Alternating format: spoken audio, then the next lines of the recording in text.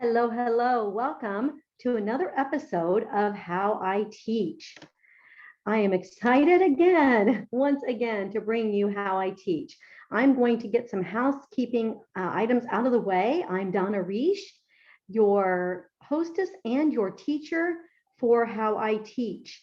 And today and next week, I'm going to bring you episodes number 31 and 32, editing junior high and high school student papers.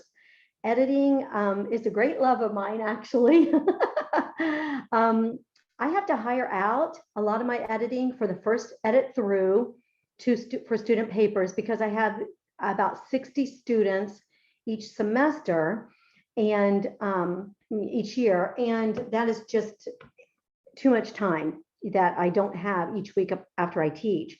So I train my editors to edit this material, and then they bring it to me and then I edit on their edit. So more about that in a little bit, but editing is one of my great loves, actually, and you'll see why as I go through here. So let's get this housekeeping stuff out of the way. So we have a teacher's notebook, episode sheets. These come every single week with every episode, and they have valuable content for you to use. Usually they have lessons that you can use that you can just print off and teach tomorrow. As soon as you watch me teach you how to teach it, then you can print it off and use it. Today specifically, it has editing, a paper that's been edited by me that I'm going to be teaching you from. It has a proofreader's document here that you can print off for all of your students. It has my other proofreaders marks that I use on student papers. So you want to pick up, this is a short one. Usually they are like 20, 30 pages long with tons just packed with information that you can use and lessons that you can teach directly from.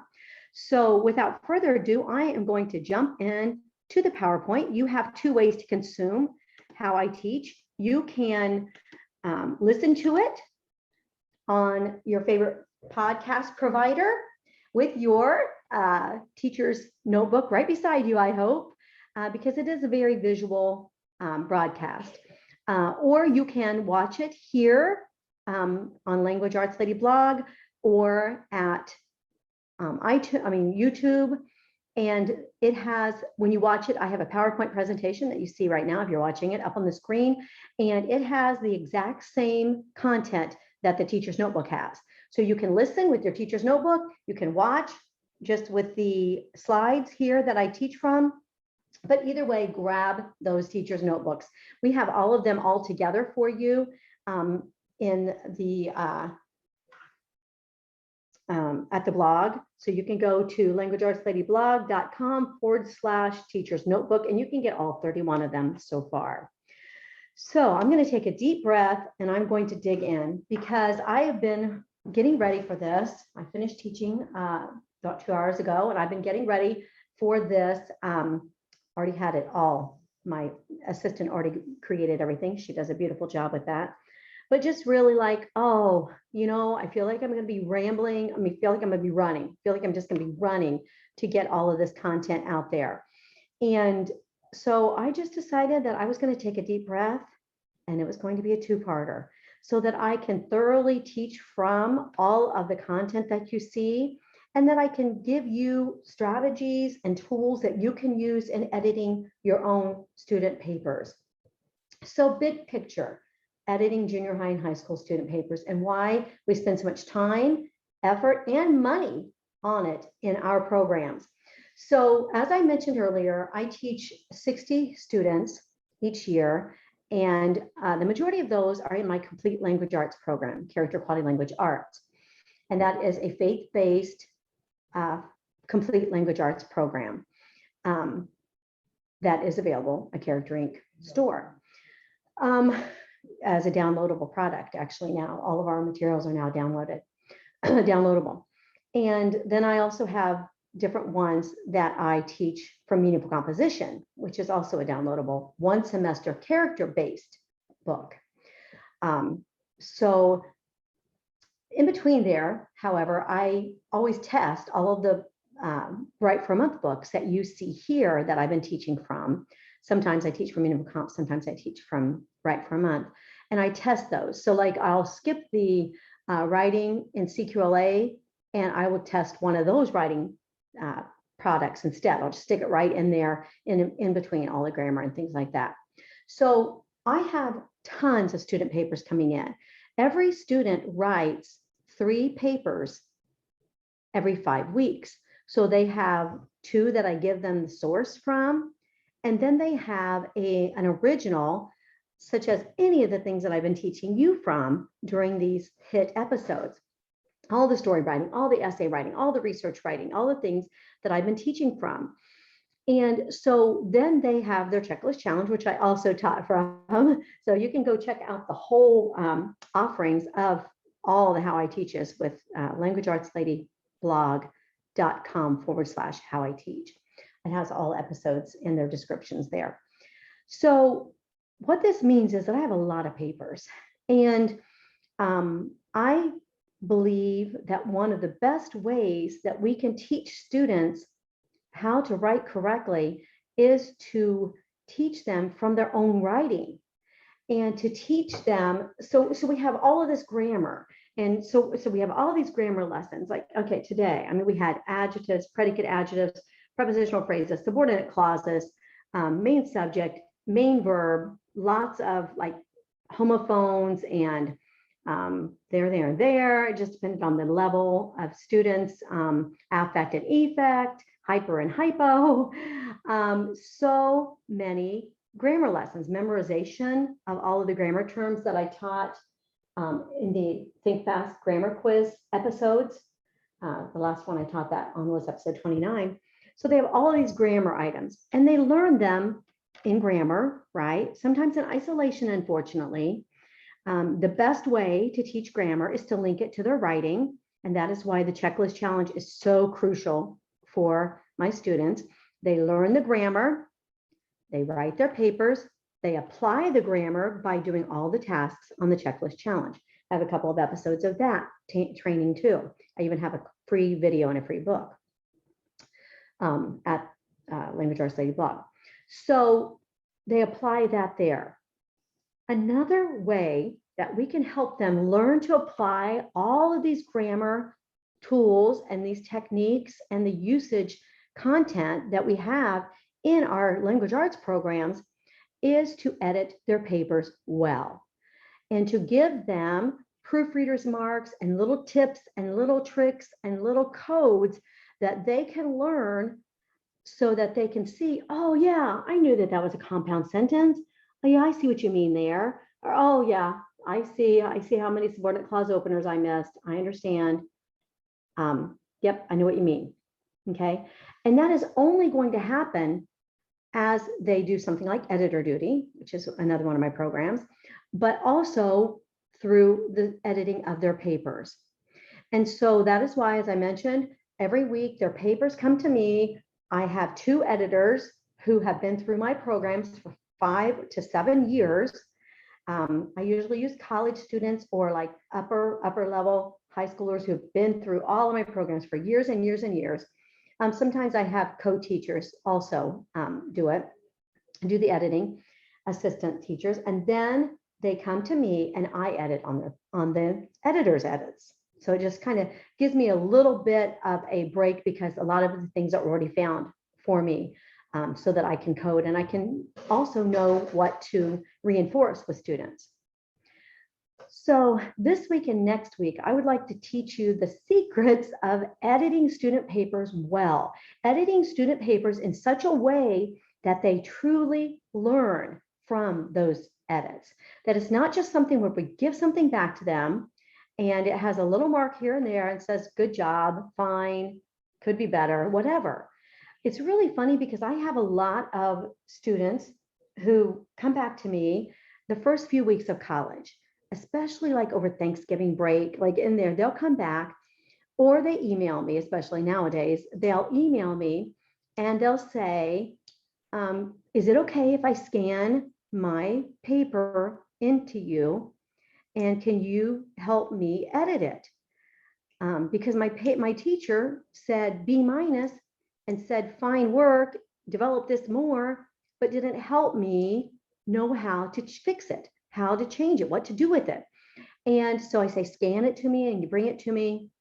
Usually I'll make a video for them, or I'll have them come over during their Thanksgiving break and we'll go over it. And they're just like, I just did not know what I had when I had you as my teacher. And you put all that time and effort into editing my papers. I learned so much from that.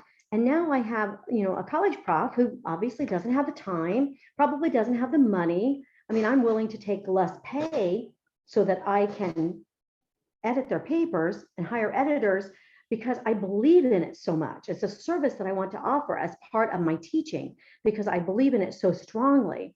But not every teacher has that option to hire somebody to help her edit student papers. Not every professor has the time to go through and edit student papers like what I'm describing here. But I would propose to you that if you make this a part of your teaching process, that if you make it a part of your teacher regiment, and what you do all the time, that you will see drastic changes in students' writing through this.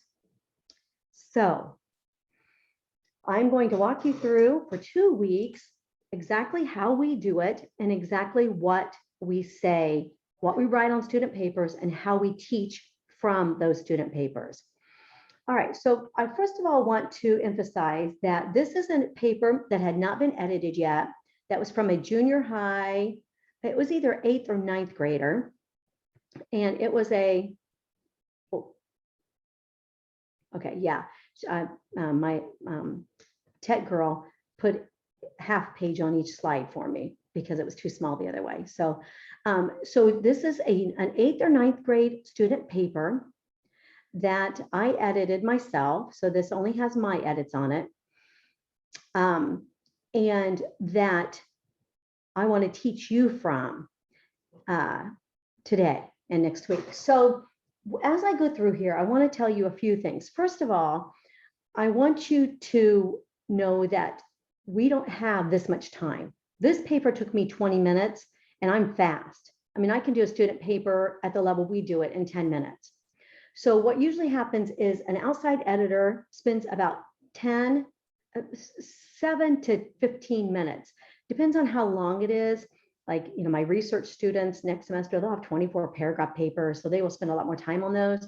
But generally speaking, on a weekly paper that is, 6 paragraphs long, something like this is an 8th grade level or so, the editor will spend about 10 minutes on the edits and about 5 minutes checking the checklist challenge. And then I will spend, another 10 minutes or so on the paper after that person. Maybe sometimes only 5 minutes. It depends on the level. I definitely focus a lot more on the upper level edits than I do on the elementary level edits. So, so I'm saying all that to say that this took me 20 minutes and it's very, very in-depth. So it has so many edits on it. It has so many marks. And this student is not a bad student. She was a great student. But I wanted to find every little single thing that I would possibly, that I could possibly teach you from. So I say all that to say that normally a paper would not have this many edits on it. I mean, look at that, because we wouldn't have the time to do that. We don't have 20 to 30 minutes per paper. This paper, my assistant editor would have 10 minutes and I would have 5. Okay, so it would not be anything like this. So I want you to know that a student would not get back a paper that looks this edited. And that's important to note because that could be discouraging, right? So I want you to realize that up front, that a student in my classes does not get something back that is this marked up. I think that would crush them. Okay, but for you, I wanted to teach you everything that you could put in to teach a student from. Okay. All right. So before we dig into this, and this is why I wanted this to be a 2 week hit, I want to come back here to Proofreaders Marks. Okay. You have this free document in your, that looks like this in your teacher's notebook. Additionally, in the description at YouTube and iTunes and my blog, I have a freebie that has a decorative proofreaders marks. It's like a poster for students. It just looks absolutely fantastic. And it also has this page here in it, and it's a free packet. So you would have something for you in this Proofreaders Marks document, and then this also is for you. And then you will also have a student poster, which is colorful, a colorful Proofreaders Marks document. And that is completely free at my Teachers Pay Teachers store. So grab that link at Language Arts Lady blog, iTunes, or YouTube. All right, so I want to explain to you what you're going to see as we go through the paper. All right, and when I talk about proofreaders marks, I'm talking about marks that are used in publishing, right? These are official proofreaders marks that are used in publishing. And as a teacher who wants to edit really well and in great detail, you want to use these marks because you want something to be consistent all the way across the board. I don't want one editor putting one thing for capitalization, another editor putting something else, and me putting something else. I don't want kids to have to guess all the time about what my marks mean. So no matter whether you are in 4th grade or 12th grade, in my classes, this is the document that you will get at the beginning of the year. And I tell students, when you look at your paper and you want to check out the edits, the proofreaders marks, the editor's notes and marks, you need to have this document beside you so that you can say, oh, that means capitalize. Oh, that means lowercase. Oh, that means delete, and so forth.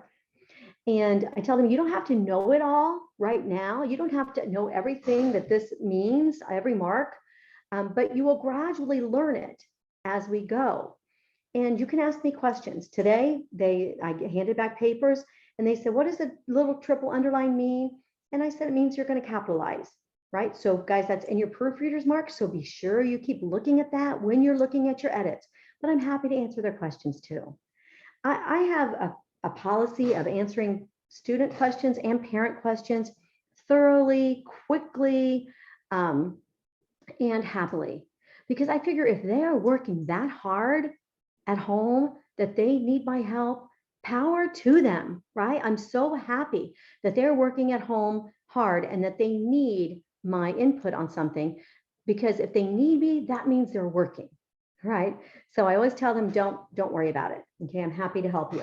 All right, so these are the proofreaders marks that you will see as we go through this paper this week and next week.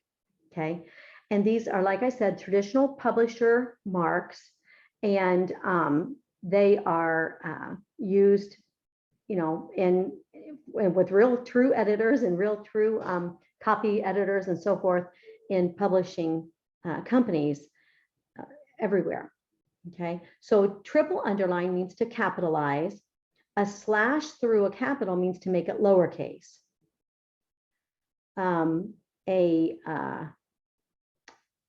What I call a whirligig, or a circle with a whirligig on the end of it. It's got a little tail there. Sometimes proofreaders will circle the end and then put a whirligig coming out from the circle to show that you take it out.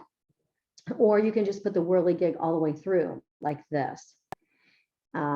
Sometimes it's preferred to put a circle and then the whirligig on it because you can see what's underneath there. And sometimes it's hard to see if you put the line through it. Now, I always tell students the reason we want the whirligig rather than just an X or a line through it or something like that is because a whirligig, as I call it, that's not the official name or anything, because I should clarify that. My kids are used to me calling it a whirligig.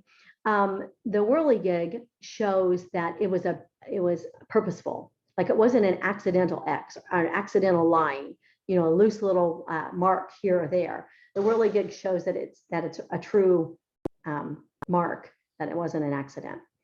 All right, then we insert punctuation with the punctuation mark and circling it. He went to town, period. When he left, comma, he went to town. Insert, of course, with a caret. We insert between two words. We insert a letter if something is misspelled. A reverse there. He too went town. We want to say he went to town, so we're going to have a reversal. I guess, don't really want to call that a whirligig, but a reversal little line going back and forth, up and down. And then insert space. A number sign means space. Okay, so this is really important, especially with my newer kids who are not used to formatting paragraphs so clearly, that I will say, you know, space, space, number, number, and then that tells them go down when you start your next paragraph. I can't tell when your next paragraph starts if you're using blocking rather than indenting. So you need a double space. So that can be between words, it can be between lines, but it shows that you're going to insert either a line space or a letter space, one way or the other, wherever, depending on where it falls.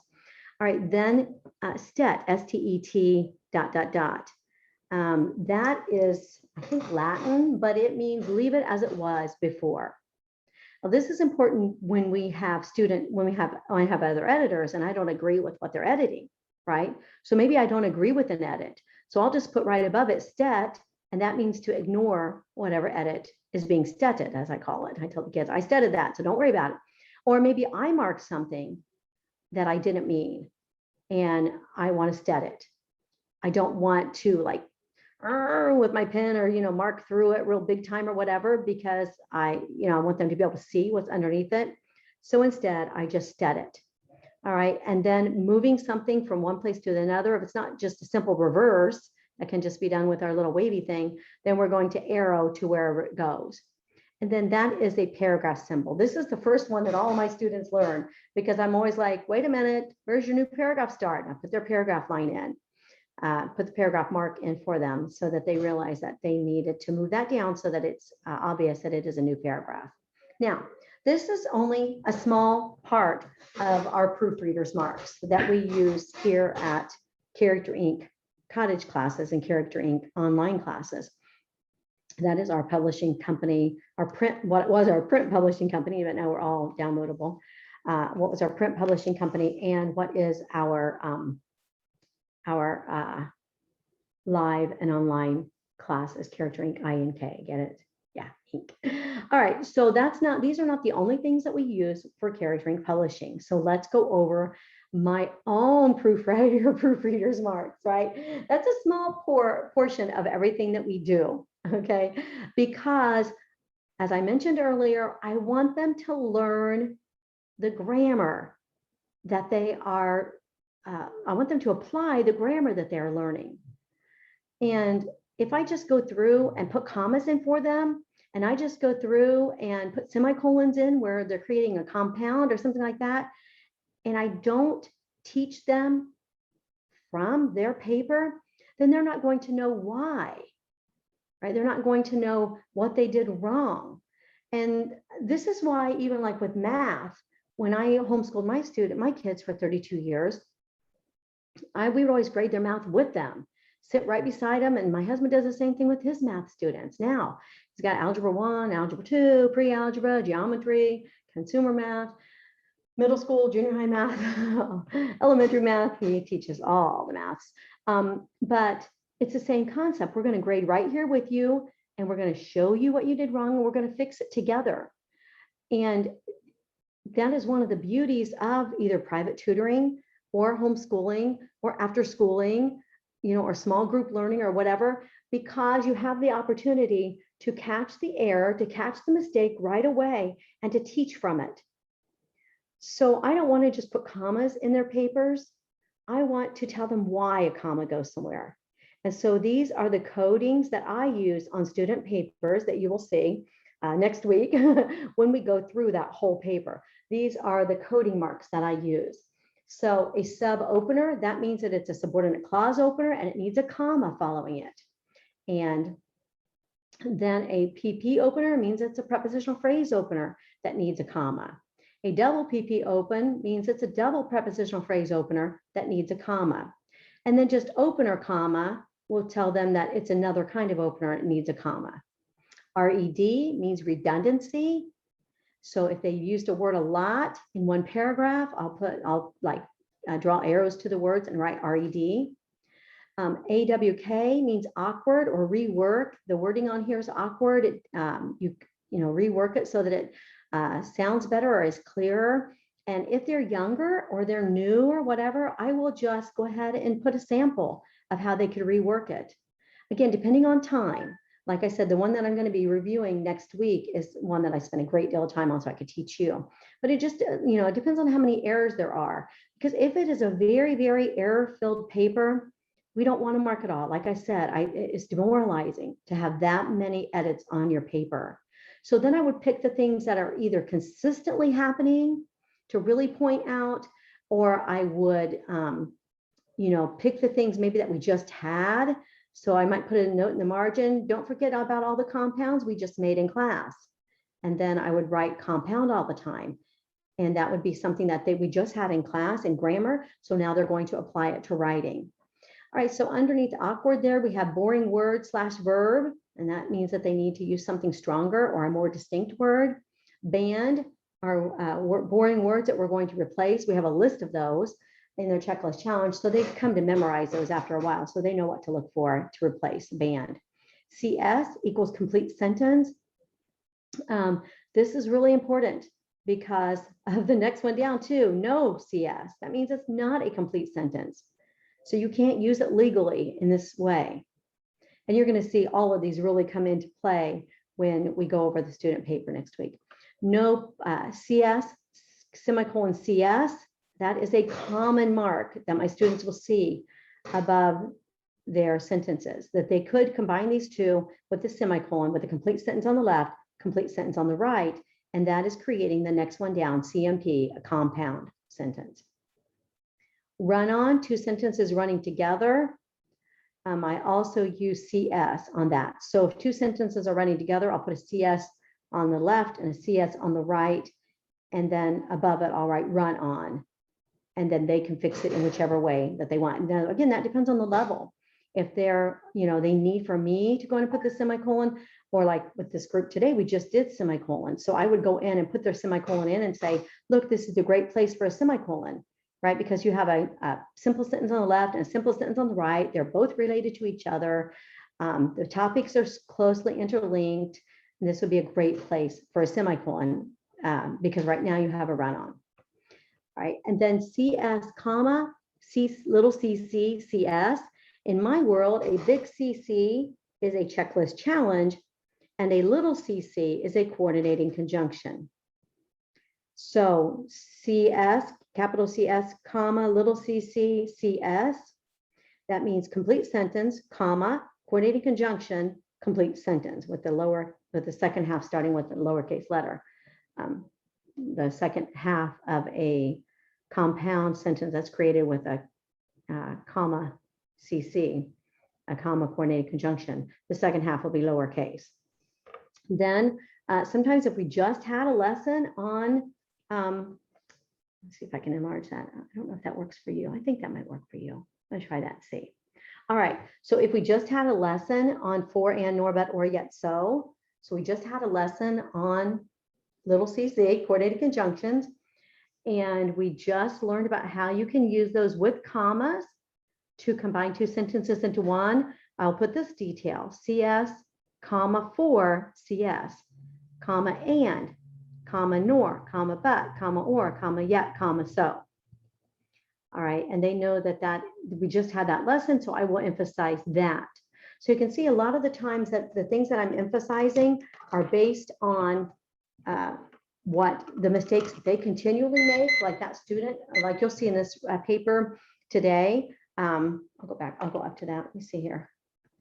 Oh, wait a minute, I did something wrong here. I made it too small. Okay. All right.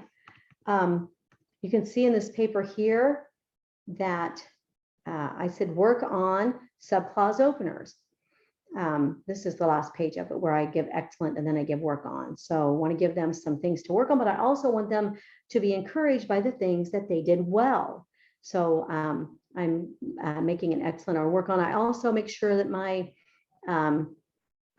editors put things in like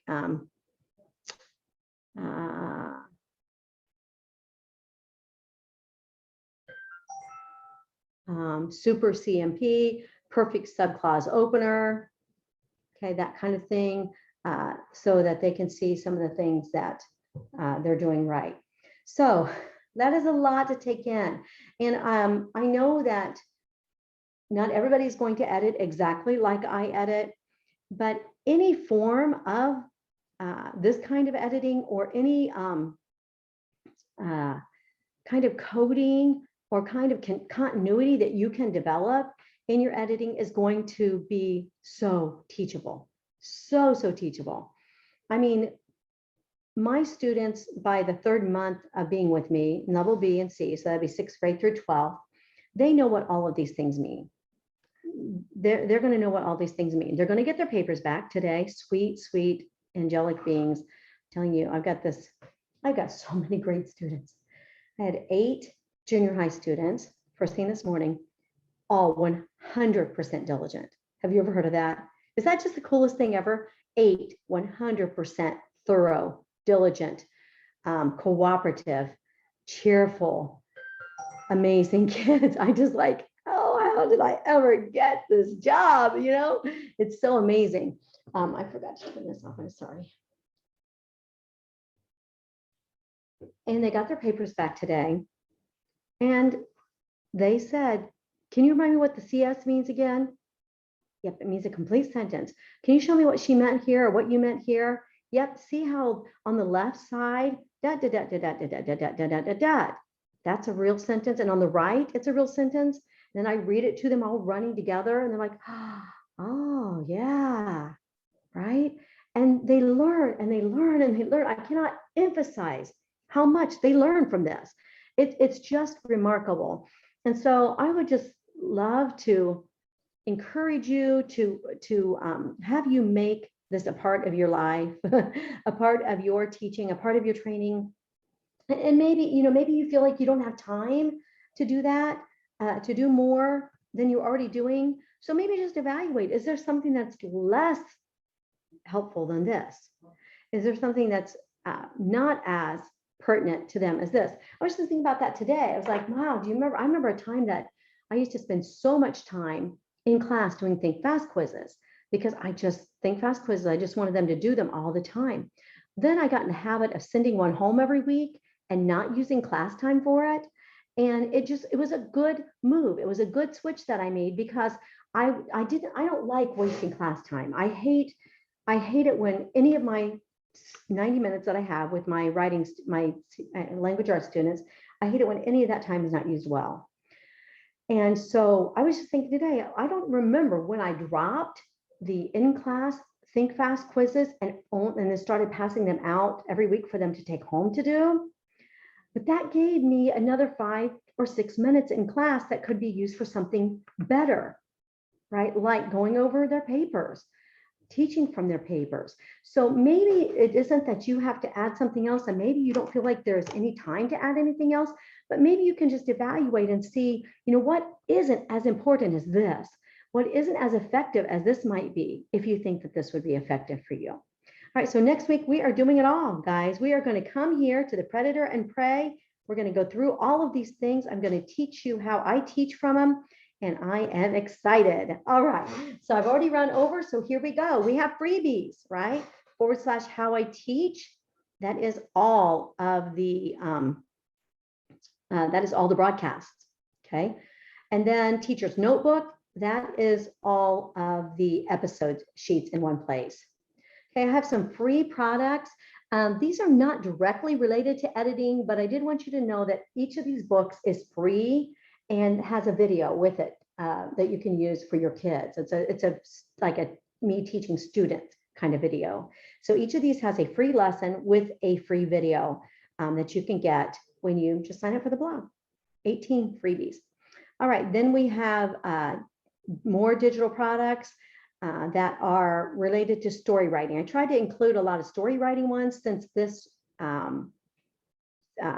paper that we're going to be editing or that I'm going to be teaching from is a story. So there are a lot of stories that you can get there as a downloadable product, either at Language Arts Lady Store or at Teachers Pay Teachers, Language Arts Lady Store.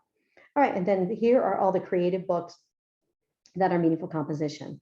Been getting a lot of emails and responses People telling me how much they are really enjoying meaningful composition. I feel like a lot more people are trying it since it's a downloadable product. And so that has been really exciting for me too. We can create a class. I can teach for you online or in person. You can hire a teacher for one subject or more, and private tutoring. Thank you so much for joining me. I just love these weekly broadcasts when I can just share all the things that I love about teaching. Thank you for joining me.